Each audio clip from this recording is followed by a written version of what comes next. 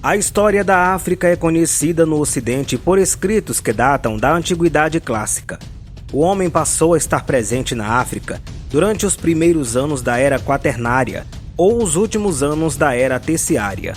A maioria dos restos de hominídeos fósseis que os arqueólogos encontraram, Australopithecus, Atlanthropus, homens de Neandertal e Cro-Magnon, em lugares diferenciados da África, é a demonstração de que essa parte do mundo é importante no processo evolutivo da espécie humana e indica até a possível busca das origens do homem nesse continente. As semelhanças comparáveis da história da arte, que vai entre o Paleolítico e o Neolítico, são iguais às das demais áreas dos continentes europeu e asiático, com diferenças focadas em que regiões estão desenvolvidas.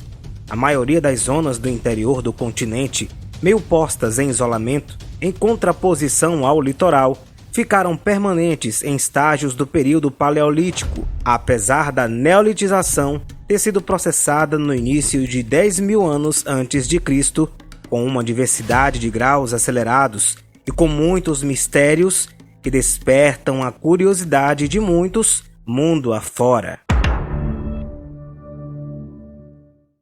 Há décadas observa-se numerosos avanços na compreensão da complexa história de nossa origem, como novas datas para fósseis conhecidos, fósseis de crânios espetacularmente completos e o acréscimo de várias novas ramificações. Em 2010, Leo Berger, explorador geral da National Geographic, identificou um ancestral remoto chamado Australopithecus sebidar.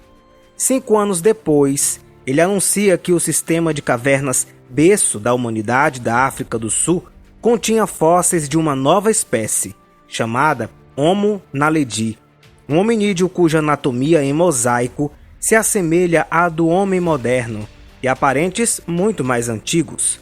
Um estudo de acompanhamento também mostrou que o Homo naledi é surpreendentemente recente, tendo vivido entre pelo menos 236.000 e 335.000 anos atrás.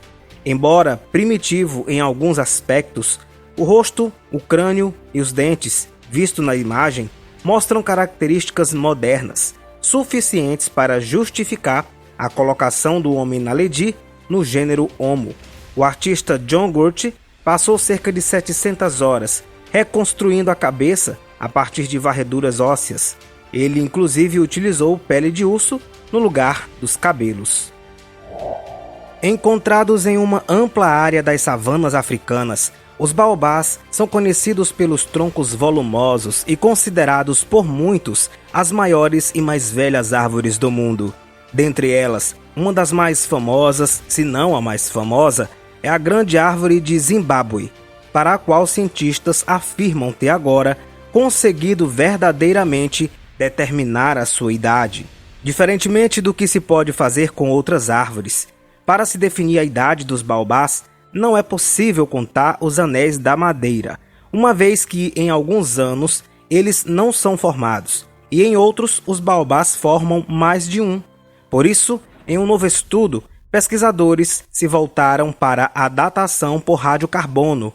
Em amostras de madeira na grande árvore, foi calculada a proporção de carbono 14 instável em relação ao carbono 12 estável. Assim, a equipe descobriu que os caules do famoso baobá pertencem a 3 gerações diferentes, sendo que o mais antigo tem cerca de 1.150 anos. Bem, além de sanar nossa curiosidade, determinar as idades de árvores como os baobás nos ajudam a entender se elas existem há tempo suficiente para resistir a mudanças climáticas significativas. Nos últimos anos, 5 em cada 6 dos maiores baobás africanos morreram, provavelmente por causa das mudanças climáticas. Discos redondos de terra seca, conhecidos como círculos de fadas, parecem fileiras de bolinhas que podem se espalhar por quilômetros pelo chão. As origens misteriosas do fenômeno intrigam os cientistas há décadas e podem ser muito mais difundidas do que se pensava. Os círculos de fadas eram anteriormente vistos apenas nas terras áridas do deserto da Namíbia, na África Meridional e no interior da Austrália Ocidental. Mas um novo estudo utilizou inteligência artificial para identificar padrões de vegetação semelhantes a círculos de fadas em centenas de novos locais em 15 países em 3 continentes. Isso poderia ajudar os cientistas a compreender os círculos de fadas e sua formação em escala global. Para a nova pesquisa que foi publicada, os pesquisadores analisaram conjuntos de dados contendo imagens de satélite de alta resolução de terras áridas ou ecossistemas áridos com escassas chuvas de todo o mundo. A busca por padrões semelhantes a círculos de fadas utilizou uma rede neural, um tipo de IA que processa informações de maneira semelhante à de um cérebro. A reserva natural do Tisingí de Bemaraha, em Madagascar, é um desses lugares que parecem de outro planeta. São altas formações de rocha calcária, esculpidas por milênios pela ação da natureza, que se erguem acima das árvores e culminam em picos agudos. Algumas dessas rochas chegam a 100 metros de altura. A impressão é de estar em meio a uma floresta de pedra. Essa área de proteção ambiental fica na costa oeste da ilha, a quase 300 quilômetros da capital, Antananarivo. O planalto de calcário do Tisingí possui uma área de 1.500 km² e é cortado pelo longo cânion do rio Manambolo. As pedras formam um verdadeiro labirinto de difícil locomoção para os humanos. Talvez seja por isso que, nessa área, são descobertas várias novas espécies. As formações rochosas servem de proteção a animais menores, como mais de 10 espécies diferentes de lêmures e plantas.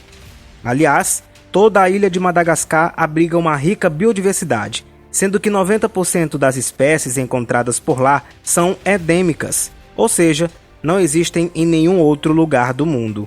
Muitos desses grandes tesouros naturais encontram-se no Tisingí.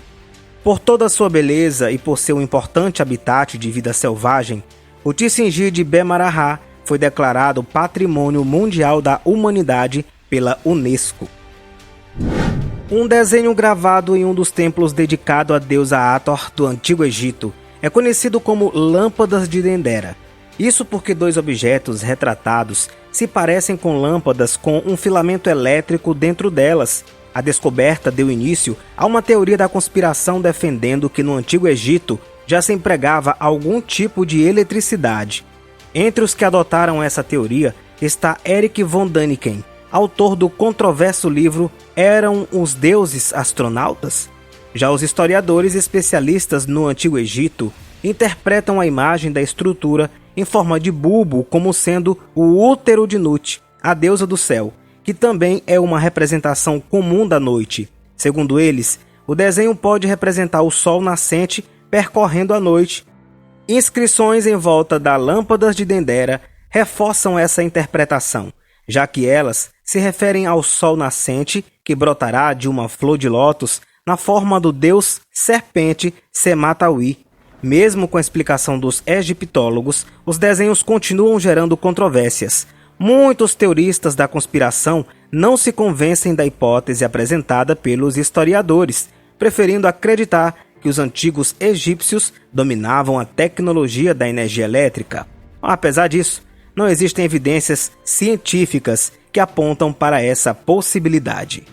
E então, gostou? Eu espero que você tenha gostado do nosso conteúdo. Aproveita, já se inscreve no sininho, na opção todas para receber nossos conteúdos. Deixe seu like para fortalecer o nosso trabalho. E o nosso encontro é por aqui. Muito prazer, eu me chamo Osnilmar e nos vemos por aqui na Fatos. Grande abraço, a gente se encontra. Tchau!